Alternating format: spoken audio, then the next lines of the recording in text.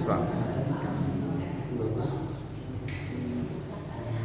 Assalamualaikum warahmatullahi wabarakatuh. Waalaikumsalam warahmatullahi wabarakatuh. Alhamdulillah, nahmaduhu wa nasta'inuhu wa nastaghfiruh wa na'udzu billahi min shururi anfusina wa min sayyiati a'malina. May yahdihillahu fala mudilla lahu wa may yudlil fala hadiya lahu. Asyhadu an la ilaha illallah wahdahu la syarika lahu wa asyhadu anna Muhammadan abduhu wa rasuluhu la nabiyya ba'dahu. Allahumma shalli wa sallim wa barik ala nabiyil karim Muhammadin wa ala alihi wa sahbihi ajma'in. Amma ba'du, fa ya ibadallah, usikum wa iyaya nafsi bittaqwa wa ta'atihi la'allakum turhamun. Bapak-bapak dan ibu sekalian, jamaah Masjid Darussalam yang insyaallah senantiasa dimuliakan oleh Allah. Ya. Alhamdulillah ya, pada malam hari ini kita masih diberikan kesehatan, kesempatan, diberikan kemampuan dan kemudahan oleh Allah untuk melakukan ibadah-ibadah, untuk melakukan ketaatan-ketaatan. Semoga seluruh apa yang kita lakukan dalam rangka mencari ridho Allah dicatat oleh Allah sebagai amal yang soleh. Amin. Bapak-bapak sehat? Biasanya kurang bersemangat. Sehat. Pak Zul sehat ya? Ibu sehat ya?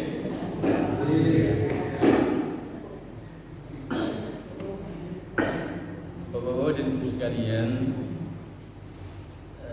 dalam hidup ini terkadang ya muncul dalam diri kita ini rasa galau ya.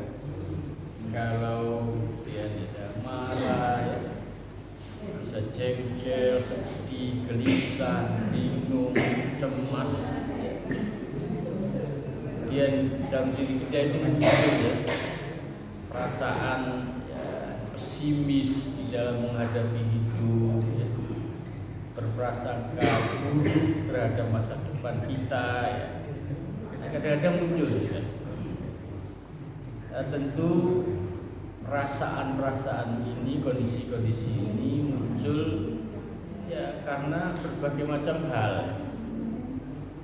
Ya mungkin kondisi ekonomi kita yang kurang lancar ya, persoalan keluarga ya, istri, anak, atau mungkin juga ya keluarga besar kita, mertua, orang tua, bisa jadi muncul ya, dan menimbulkan perasaan kegalauan ini. Nah, Ma'asyiral muslimin rahimakumullah, jika hal-hal tersebut ini disebabkan oleh faktor duniawi, disebabkan oleh hal-hal yang bersifat duniawi, hendaknya kita persingkat. Jangan kita bawa kondisi-kondisi galau itu terus-menerus, tapi kita persingkat.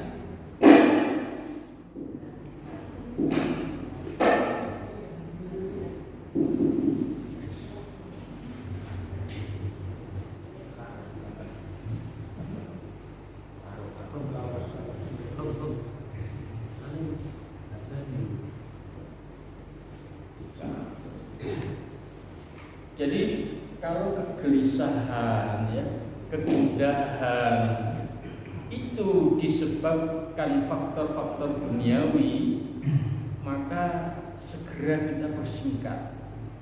kita potong durasinya, ya. Jangan berlama-lama dengan kepedihan itu, kesusahan itu, ya. Seakan-akan kita itu menikmati kedukaan. Jangan sekali. Karena sesungguhnya ujian yang terbesar dalam hidup ini adalah ujian yang terkait dengan agama kita, dengan keimanan kita, ya, dengan ibadah kita, dengan ketaatan kita kepada Allah. Tapi kalau ujian itu masih bersifat duniawi, nah ini mestinya tidak terlalu berat. Sehingga ada salah satu ulama salafus saleh namanya Hatim Al-A'sam. Kenapa dipanggil Hatim Al-A'sam? Ini memang orangnya ini sangat alim, sangat soleh, dan akhlaknya sangat baik sekali. Hatim Al-A'sam. Al-A'sam itu artinya tuli. Padahal sebenarnya beliau ini tak tuli. Tapi karena suatu ketika ada seorang ibu-ibu itu menghadap kepada beliau, bertanya tentang satu hal, ya. Nah, saat dia menghadap kepada Hatim Al-A'sam ini, tiba-tiba ibu ini kentut.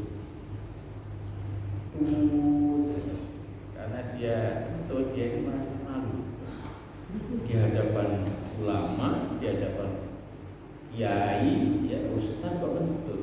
Nah, dia ini malu. Nah, Hatim Al-A'sam ini menyadari ibu ini pasti malu ketika dia kentut. Nah, supaya tidak malu, maka Hatim Al-A'sam ini pura-pura tidak dengar, pura-pura tuli. Jadi ketika ibu-ibu ini bertanya, dia pura-pura tuli, ya. Supaya apa? Supaya ibu yang menghadap kepadanya itu tidak merasa malu. Nah, ini akhlak yang luar biasa sekalian, ya. Menutupi, ya, malu, ya, orang lain, ya, sampai dia berpura-pura tuli. Mohon maaf ya, kita ini kadang-kadang, ya, jangankan yang jelas ini, kadang-kadang tidak jelas ini, kadang-kadang kita udah supaya orang lain malu. Wah, ini kan akhlak yang kurang baik, ya. Sampai beliau itu bersifat atau bertindak seperti orang buta sampai wanita itu meninggal. Sehingga ulama ini disebut dengan Hatim Al-A'sam, Hatim yang tuli. Nah, beliau ini satu ketika mengatakan, ketika anak perempuanku meninggal, ya, ribuan orang datang untuk bertakziah. Tapi, ya, ketika aku tertinggal sholat jamaah, tidak ada seorang pun yang bertakziah kepadaku. Nah, ini luar biasa, karena Hatim Al-A'sam ini, ya, melihat bahwa musibah yang terbesar itu musibah yang berkaitan dengan agama kita, bukan yang terkait dengan persoalan dunia. Meskipun sebenarnya persoalan dunia itu juga musibah, tapi lebih besar lagi itu musibah yang terkait dengan agama kita. Ya, kok keyakinan kita, iman kita belum kuat, misalnya ibadah kita ini belum istiqomah, ya. Ada hal-hal, ya, yang masih kita anggap, ya, sederhana, ya, atau kita cenderung untuk memudahkan. Nah, Nah ini sebenarnya musibah atau persoalan-persoalan yang bersifat atau berkaitan dengan agama. Nah mestinya kalau musibah itu berkaitan dengan dunia, nah ini ya lebih mudah ya, lebih mudah mengatasinya atau hendaknya segera kita atasi, kita persingkat, ya, kita putus persoalannya. Nah, kemudian kita kembalikan kepada Allah. Maka teman-teman sekalian, ya, cara cepat untuk menghilangkan perasaan negatif terhadap persoalan-persoalan atau musibah yang terkait dengan dunia itu adalah pertama harus dengan istilahnya amal hati, ya. Kita ikhlaskan dan kita ridho. Kita harus ikhlas dan ridho. Ada ya misalnya keluarga kita yang sangat kita cintai, ya, kemudian kita sayangi dan diambil oleh Allah, ya ini kan sudah memang kehendak Allah, takdir Allah, maka segera kita, ya mungkin saat terjadi kita memang sedih, berduka, ya, kita nangis, kita kecewa, ya. Tapi kekecewaan dan kedukaan ini harus segera kita pangkas. Kita kembalikan lagi kepada Allah. Kita ikhlas. Oh iya, ini sudah kehendak Allah. Ini sudah takdir Allah. Kemudian kita bisa ridho. Mungkin kadang-kadang ada misalnya harta yang bernilai, ya, menurut kita kemudian hilang. Kalau kita kembalikan kepada Allah, insya Allah akan cepat selesai kedukaan. Sampai kemudian mungkin ya, anak kita, pasangan hidup kita, ya, kemudian belum sesuai dengan keinginan dan kehendak kita. Nah, ini juga harus segera kita pangkas. Contoh misalnya ya, ini terkait dengan musibah juga, kalau kita anggap sebagai musibah, dan ini juga terkait dengan bab yang kita bahas tentang amarah. Di dalam Quran surat At-Taghabun itu kan ada ayat, ya, di mana Allah berfirman, ya ayyuhalladzina amanu inna min azwajikum wa auladikum aduwwan lakum fahdharuhum fa in ta'fu wa tasfahu wa taghfiru fa innallaha ghafurur rahim.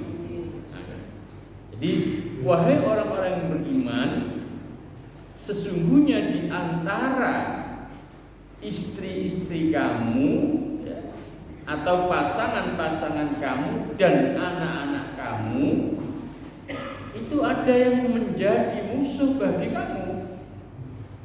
Fahdharuh, maka berhati-hatilah, ya.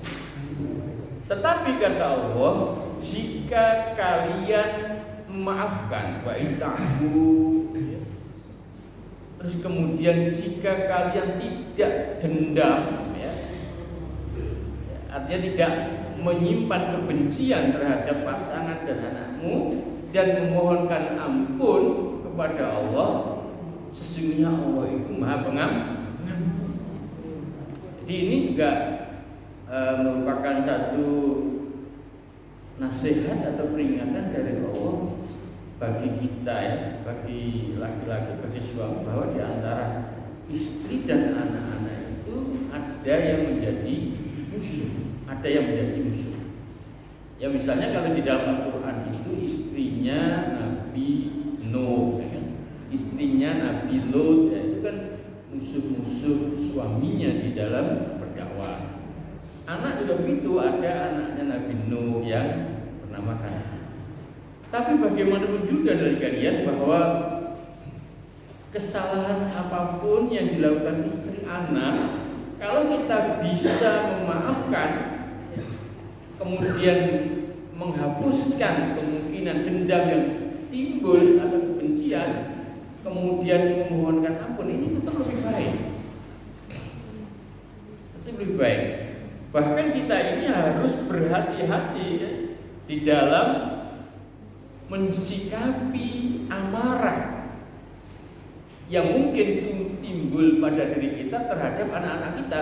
Jangan sampai kita ini kemudian karena saking ya marahnya atau saking jengkelnya kemudian itu mendoakan yang tidak baik terhadap anak-anak kita. Nah, ini juga masalah. Ini terkait dengan menahan amarah. Ada Bapak-Ibu sekalian, ini cerita yang terjadi di Timur Tengah ya. Jadi ada seorang bapak itu punya anak-anaknya ini mewakal sekali. Jadi kemaksiatan apapun ini sudah dilakukan semua. Sampai kemudian orang tuanya itu sampai ngomong, ya Allah jangan sampai, atau tunda ya, atau jangan kau ambil dulu nyawaku sampai aku melihat anakku itu kepalanya itu pecah ditindas oleh mobil sampai begitu. Nah, tapi dalam perjalanannya ternyata anaknya ini sadar, anaknya tobat, sadar, bahkan menjadi seorang dai, berdakwah kemana-mana. Tempat-tempat dulu yang dia pernah bermaksiat di situ dia datangi, dia dakwahi, semua didatangi, dakwahi. Nah, sampai satu ketika ya, dia itu minta izin kepada orang tuanya untuk berdakwah di tempat yang agak jauh. Kemudian dia membawa mobil. Nah, sebenarnya orang tuanya sudah senang ini karena ternyata anaknya yang dulu dia benci ya karena sifatnya, kelakuannya ternyata menjadi orang yang baik. Nah, ketika dia berangkat pakai mobil ke satu tempat, tiba-tiba di tengah jalan mobilnya mogok. Nah, ketika mogok ya, kemudian dia mau mengganti bannya. Kalau ganti ban itu kan biasanya kan drosol-drosol ya, kepalanya kebakar. Ternyata tanpa disadari mobil itu berjalan dan menindas kepala. Nah, ini doanya orang tuanya itu ternyata makbul atau dijabah oleh Allah sampai kemudian dia sebelum meninggal itu menyaksikan itu. Nah, ini juga luar biasa. Nah, sebagai orang tua ini memang kita ini harus harus memiliki dada yang sangat lapang dan sangat luas ya terhadap pasangan kita dan anak-anak kita, khususnya anak-anak. Dituturi ping bisa kok gak mari, ping pindho, ping telu, ping papat sampai 100 kali pun wa in ta'fu wa tasfahu ya. Jika kalian memaafkan ya, dan menghilangkan kebencian dan dendam di dalam hati, ini lebih baik. Karena kita tidak tahu kapan hidayah Allah itu diberikan dan diturunkan kepada anak. Saya juga pernah baca itu Sudes ya, Syekh Sudes, Imam Masjidil Haram itu, dia jadi imam itu dulu juga karena doa ibunya. Jadi yang saya baca itu ibunya itu akan kedatangan tamu-tamu terhormat ya. Kemudian ibunya itu menyiapkan hidangan yang luar biasa untuk menyambut tamu tersebut. Nah, tiba-tiba Sudis kecil itu dia ngambil pasir kemudian sawur-sawur ini hidangan yang mau ya dibuat untuk menyambut tamu itu. Ibunya mengatakan, ya anakku ini mudah-mudahan nanti jadi imam Masjidil Haram. Akhirnya Imam Masjidil Haram. Ini yang saya baca.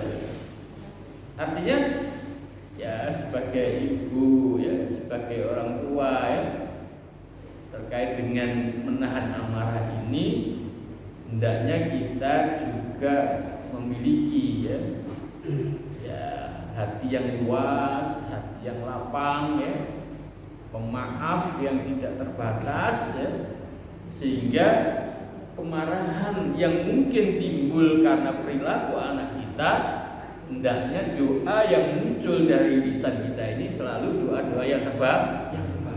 Karena kita tidak tahu kapan hidayah Allah itu datang. Termasuk sekalian ya ini evaluasi ya atau introspeksi dari kita semua dan dari saya, termasuk dengan pasangan hidup kita. Ya, kalau ada kesalahan-kesalahan, ada kekurangan-kekurangan, hendaknya kita juga ya berlapang untuk bisa memaafkan. Nah, terus terang saya juga banyak didatangi ya dalam musim-musim seperti ini nih, orang tua ada depan rumah, ada samping rumah dengan itu anaknya gimana ini, anaknya minta cerai dan itu banyak. Satu ketika dia minta cerai, anaknya yang perempuan tidak mau kembali, terus kemudian mau. Ada juga misalnya yang perempuan ini tidak pernah mau untuk silaturahim ke keluarganya laki-laki. Nah, ide itu muncul. Tapi alhamdulillah kemarin sudah proses perceraian ya, tidak jadi. Ada teman saya yang usianya sudah hampir 60. Dia sudah tidak bisa mencari kehidupan, mencari nafkah, atau mungkin masih bisa mencari, tapi ya rok kadang-kadang mulai, kadang tidak. Ya kadang jualan buku ya, karena apalagi ditawari buku ekspedisi yang jutaan itu kan ada cara yang beli. Nah, terus istrinya ini karena melihat suami seperti itu, nah ini minta cerai karena persoalan ekonomi. Saya tanya, sebenarnya saya mampu enggak? Mampu, dia jahit. Tapi insya Allah tidak ada yang di sini, saya nanti dikira sini. Orang lain di Candi saja. Jahit, dia kan masih mampu. Kenapa? Satu ketika kemudian kita kumpulkan, saya datang. Nah, saya sampaikan begini, banyak kondisi semacam ini, bahwa seorang istri itu bekerja untuk membantu keluarganya karena memang suaminya sudah tidak mampu untuk mencari rezeki. Tapi kan seharusnya si istri ini kan harus ingat, selama berpuluh-puluh tahun ya, dia ini juga dinafkahi oleh suaminya. Saya bilang ini adalah ladang amal bagi ibu. Di saat suami tidak bisa bekerja mencari nafkah, tapi ibu justru bisa mencari nafkah, berarti ini adalah ladang amal. Jadi kadang-kadang kan kita juga deloke kan gak enak ya, ibu-ibu lebih paham. Biar pas enak ya dikai belanja sedina 1 juta, dan santai begitu suaminya agak sulit ya, dikai belanja ya 20.000, 10.000 kadang-kadang enggak ada, terus kemudian ini kan rasanya kurang pas. Nah ini ya evaluasi ya, introspeksi, termasuk juga ya kita suami-suami ini kadang-kadang terus terang dalam persoalan ranjang ya. Ada juga teman saya, waduh ini istri saya ini kalau saya butuh ini langsung nolak. Apa tuh? Terus tua bangun aja. Ya kan tidak seperti itu. saya kira sebagai istri juga harus memahami juga kondisi suaminya bahwa meskipun umurnya sudah umurnya kadang-kadang belum itu ya kesem-semai. Nah itu kan pengen naik. Nah ini bagaimana seorang istri ini ya, harus bisa memahami kondisi suaminya. Mungkin istrinya ya seorang wanita wis tua ya, bukan maksudnya kok sudah mungkin gairah seperti itu tidak ada, tapi kan harus memahami juga ternyata suaminya masih. Untuk suami ini aku tak boleh kan tambah repot. Nah ini maksudnya di dalam kehidupan keluarga ya, sebagai istri, sebagai suami ini juga memang kita harus banyak ya saling menyadari kelemahan dan kekurangan, juga ya saling ya bisa memaafkan. Tapi kalau istrinya seperti itu ya suaminya jangan langsung tanggolin tak naik dari itu juga, nanti kan bisa dirunding lah, persuasif lah. Masih aku sudah pensiunan tapi ya SMP gitu. Nah, ini kan sampai itu lah ya, itu kan bisa. Nah, tadi ya Bapak dan sekalian. Jadi ketika perasaan negatif karena musibah yang menimpa kita ya, maka satu adalah amal hati. Kita harus berusaha tadi ikhlas dan ridho. Supaya apa? Supaya kepedihan itu bisa langsung diputus. Kemudian juga amal fikir, kita harus merenung ya, harus melakukan tadabbur juga tentang kehidupan ini. Ya memang seperti ini hidup ini. Kadang-kadang di atas, kadang-kadang di bawah ya. Kadang-kadang sukses, kadang-kadang gagal, kadang-kadang usaha itu untung, kadang-kadang rugi. Nah ini kita juga harus renungkan, karena semua itu juga sudah menjadi kehendak dan takdir Allah. Kemudian harus lebih banyak zikir dan doa, seperti yang disebutkan misalnya di dalam Al-Quran surat Ar-Ra'd ya 28-29 kan, alladzina amanu wa tatma'innu qulubuhum bi dzikrillah ala bi dzikrillahi tatma'innul qulub. Jadi orang-orang yang menjadi tenang hatinya karena mengingat Allah.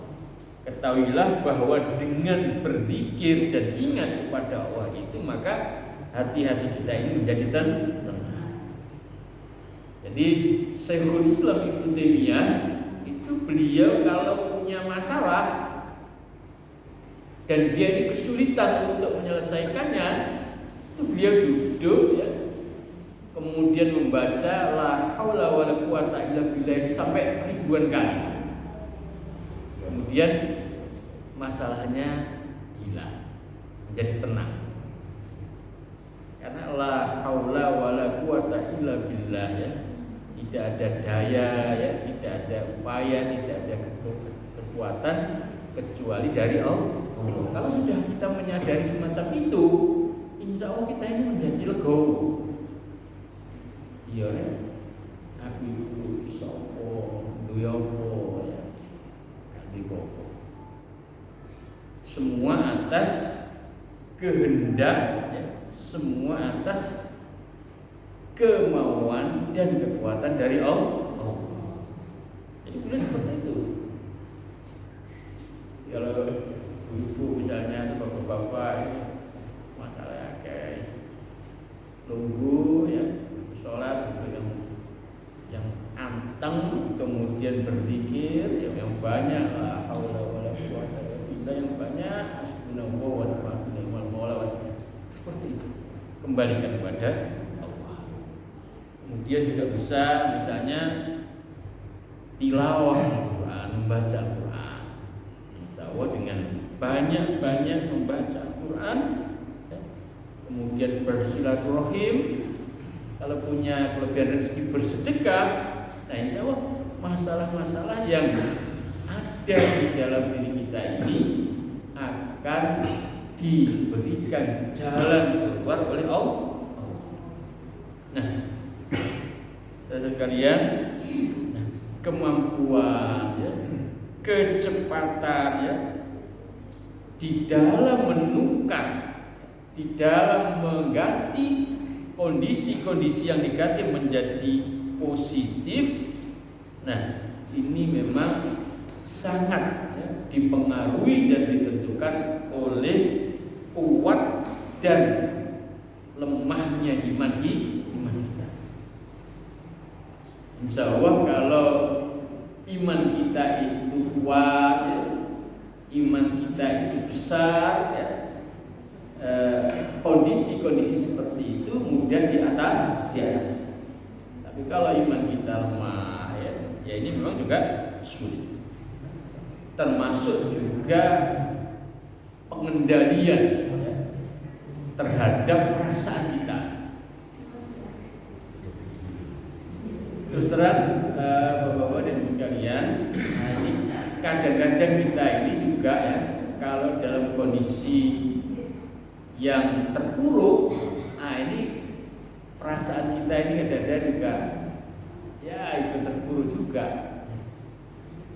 sehingga kita ini juga sangat sensitif terhadap pasangan. Gampangannya kalau dulu, ya, kita ini masih kerja, penghasilan cukup, ya, kita bisa menghidupi istri dan anak-anak, ya, kita merasa masih gagah, masih punya wibawa, ya. Sehingga kalau misalnya pasangan kita itu ngomongnya agak nyelekit, kita mungkin tidak begitu tersinggung. Tapi kalau sudah misalnya pensiun, tapi kalau ASN alhamdulillah, ya, masih dapat, ya. Tapi kalau pensiun dari swasta tuh gak oleh penghasilan, ya. Itu kemudian kita misalnya istri kita itu ngomong yang kurang enak sedikit, itu mungkin sensitif, lebih sensitif. Nah, ini persoalan. Jadi oleh sebab itu ini harus pinter-pinternya, ya, membangun, ya, kedekatan, ya, kemesraan antara pasangan kita, suami istri. Jangan sampai nanti usia pernikahan itu semakin banyak, ya, usia juga semakin tua, seharusnya sudah waktunya menikmati, ya, hidup dan kebersamaan di dalam keluarga, tapi justru persoalan-persoalan yang muncul. Nah, ini saja.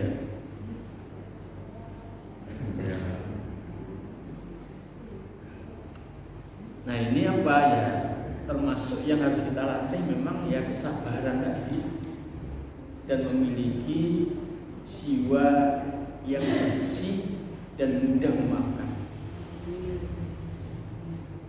Imam Ali, bapak-bapak dan sekalian, dalam satu peperangan beliau ini mampu untuk menjatuhkan lawan, dan karena lawannya sudah jatuh, ini Imam Ali ini sudah siap untuk menikam dengan tombaknya. Tapi saat Imam Ali ini mau menikam lawannya dengan tombak itu, ternyata musuhnya ini meludainya. Ketika meludahi, ini Imam Ali jadi marah. Nah, ketika dia marah, justru dia tidak jadi untuk membunuh musuhnya. Nah, ini musuhnya ini heran. Kenapa ini Imam Ali justru tidak jadi membunuh saya? Kenapa, wahai Imam? Iya, ketika saya berperang dan ingin membunuh jenengan, itu niat saya ini mencari ridha Allah. Karena semata-mata karena Allah saya berjihad. Tapi begitu kamu meludahi saya saya jadi marah. Sehingga niat saya untuk membunuh itu jadi berubah. Berubahnya apa? Karena marah. Begitu motivasinya untuk membunuh musuhnya itu karena marah, ini berhenti dia. Tidak membunuh, justru tidak membunuh. Nah ini artinya memang Imam Ali ini betul-betul ingin menjaga keikhlasan di dalam melakukan apapun, termasuk membunuh musuhnya itu didasarkan pada niat ikhlas, bukan amarah. Nah, mestinya juga kalau kita belajar dari sini, ketika mau memarahi istri atau memarahi anak, ini seharusnya memang motivasinya itu untuk kebaikan. Anak kure, bojo kure tak tuturi ya, supaya lebih baik, karena memang ini adalah amanah yang diberikan kepada saya sebagai suami untuk menjaga mereka dari jilatan api neraka. Saat marah atau muncul nafsu amarah, ini seharusnya justru tidak marah. Nah ini luar biasa. Oleh sebab itu saat muncul amarah mestinya kita harus berhenti ya, menenangkan diri dulu. Setelah amarah itu hilang, nah mungkin baru ngomong. Bukan bicaranya itu atau nasihatinya itu saat sedang marah, karena kalau sudah marah, nanti ini akan sulit terkontrol.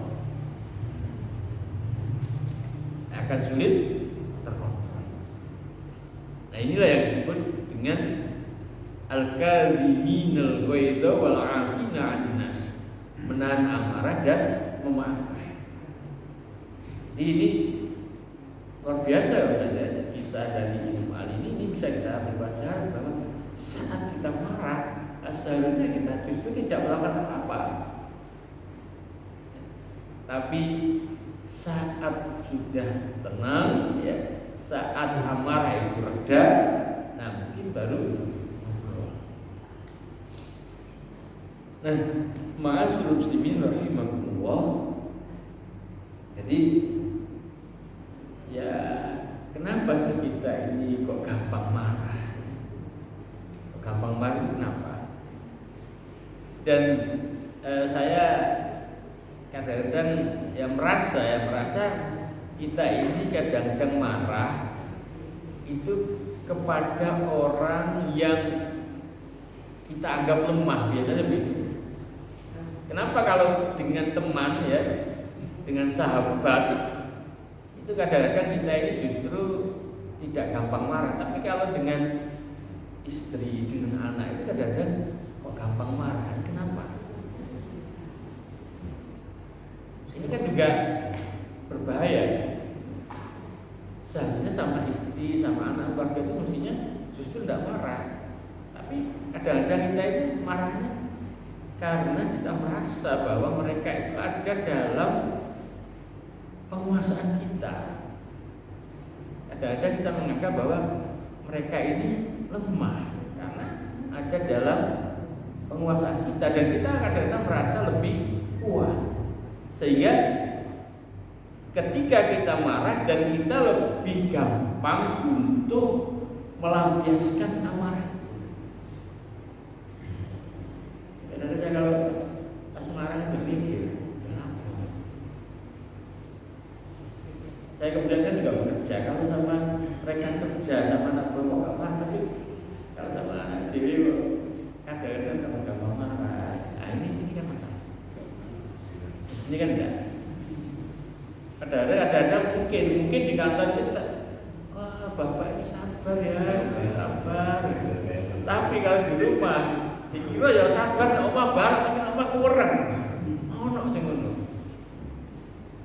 Bapak izin sabar ya. Ya ketoke nek omah ya katanya seneng bareng. Saya kadang mikir, apa? Nah, dulu teman-teman teman-teman sekalian terkait dengan bab marah. Bab marah ini memang oleh sebab itu di dalam Islam ya ketika nafsu amarah ya ketika ada amarah itu muncul, apa yang dianjurkan ya? Kalau kita berdiri ya, diharapkan untuk duduk. Kalau sudah duduk kita ini juga belum ya, bisa menghilangkan amarah itu, kita diminta atau ketika kita sedang marah, kita dianjurkan untuk berwudu. Karena apa? Karena ketika amarah itu katanya api ya, api setan ini sedang ya memenuhi diri kita, sehingga api itu kita padamkan dengan air. Jadi kalau tidak tahu kalau ibu-ibu ini seneng duwe bojo sing sabar atau sing keren.